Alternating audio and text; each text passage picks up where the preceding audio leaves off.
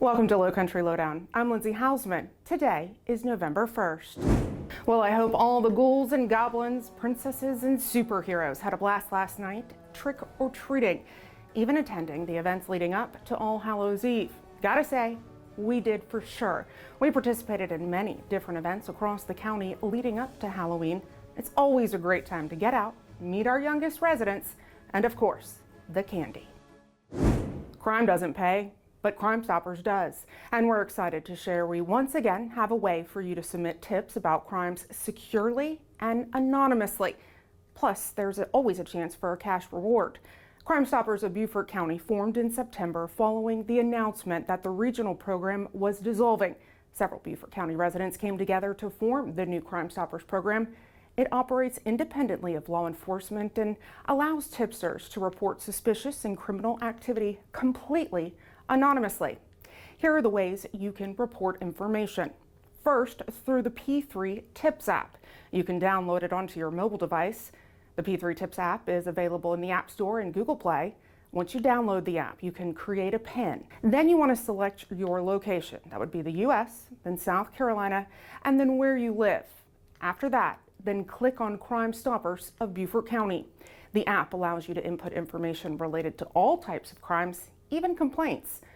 This process is similar to submitting a tip online at tipsbft.com. You're looking at the site now. It's a second way to submit a tip. Lastly, there's the old school way by calling 844-TIPS-BFT. That's 844-847-7238. We've had it before, but it was always administered and run by another agency in another county entirely.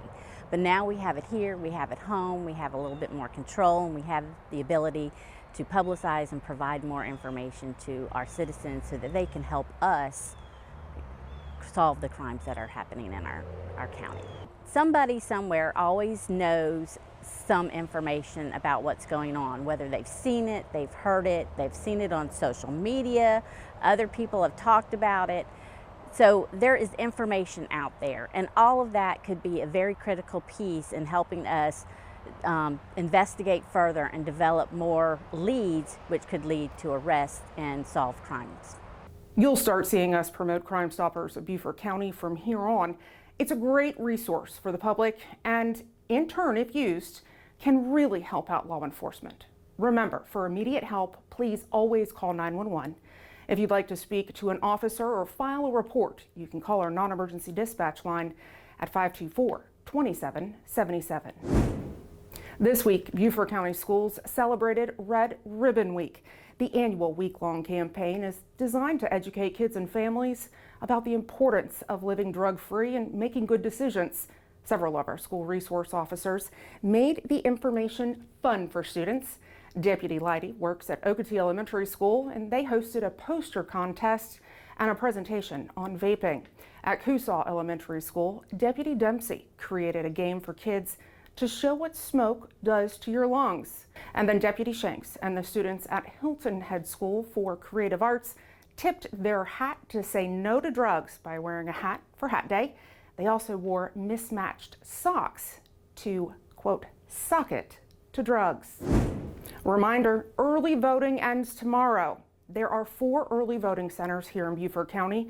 They're open 8:30 to 6. Now on Election Day, which is Tuesday, polls will be open from 7 to 7. If voting then, you'll need to vote at your assigned precinct. And of course, remember, bring your ID as you will need a form of identification. You know, it was just 2 weeks ago we recognized South Carolina Earthquake Preparedness Week. You may recall me mentioning in that week's episode that Beaufort County is considered tsunami ready by the National Weather Service. Well, staff with our Emergency Management Division met with other emergency management leaders from the town of Hilton Head and the South Carolina Emergency Management Division in Charleston at the National Weather Service office. Working with the National Weather Service, tsunami response plans were reviewed and updated. And yes, while we know tsunamis are rare on the East Coast, they're not unheard of. Remember, preparedness, it's always key in any situation that you may encounter. If you missed it, Monday was National First Responders Day. It takes all emergency responder agencies in Beaufort County to ensure a safe place for us to live and then for folks to visit. We collectively train throughout the year to ensure we're prepared to work alongside one another. On behalf of all of us here at the Sheriff's Office, we send our many thanks to all the dispatchers, police officers, firefighters, military emergency responders, and security officers here in Beaufort County. Your dedication is immeasurable. And speaking of working alongside one another, today is the start of our third annual Beaufort County First Responder Food Drive. There are donation boxes at various locations throughout the county, listed there on your screen. Our food drive runs through December the 13th. We're asking for non-perishable items that are in date. Please, no expired items. You might ask why we're doing this so late into the year. Well, we're trying to help these agencies to provide services to the residents of Beaufort County and also neighboring counties, help them keep food on their market shelves into the new year. You see a lot of food drives going on for the Thanksgiving holiday. However, these agencies need food throughout the year. And you're looking at video from last year's donation delivery. All items collected donated to Help of Beaufort and Bluffton Self-Help. Both organizations have seen a large increase of families in need over the last year. So let's make sure that our neighbors have food on their tables come the Christmas holiday. To a traffic alert, for those who travel Laurel Bay Road, you've seen construction for quite some time now. The exit lane from Trask Parkway was removed. Starting today, crews are replacing a portion of the Spanish Moss Trail with concrete, plus concreting the pathway along Laurel Bay. As a result, the Spanish Moss Trail is closed. It'll reopen once the concrete has cured. We ask that you use extra caution and be mindful of crews working in the area. Taking a look at just a few things happening in Beaufort County. Tonight, Nexus Care of Beaufort County and All Aboard Beaufort Coalition team up to host a scavenger hunt during downtown Beaufort's First Friday. It starts at 5. The hunt will begin on Bay Street at the Clock Tower. And since it is the first Friday from 5 until 8, downtown Beaufort, well, it'll be a buzz. Please make sure to be extra careful if traveling in the area. Petals and Stars is hosting its Holiday Bazaar starting today, 5 to 8, and then tomorrow, 11 to 6. It's taking place at the Bridge Event Venue, Suite 6, that's at Moss Creek Village.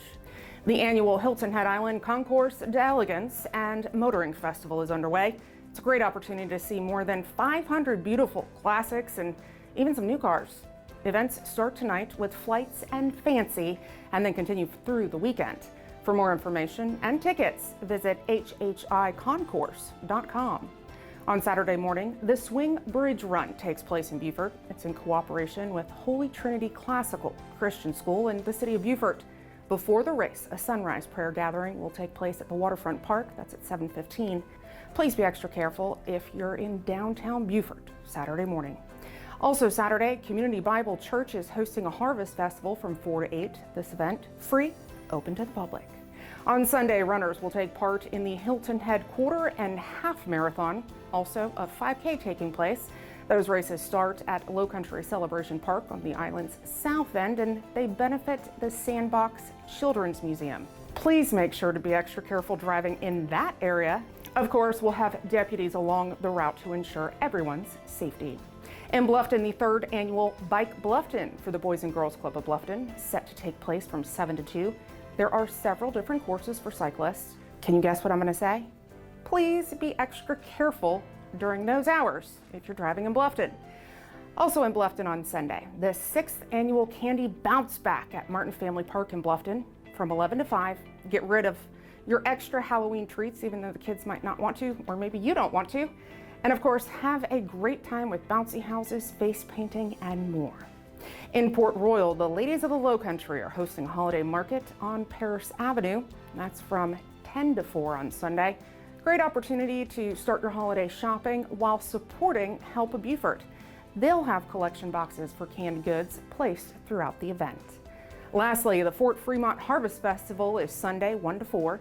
It's at the Fremont Preserve on St. Helena Island. All proceeds benefit the preserve and its educational programs.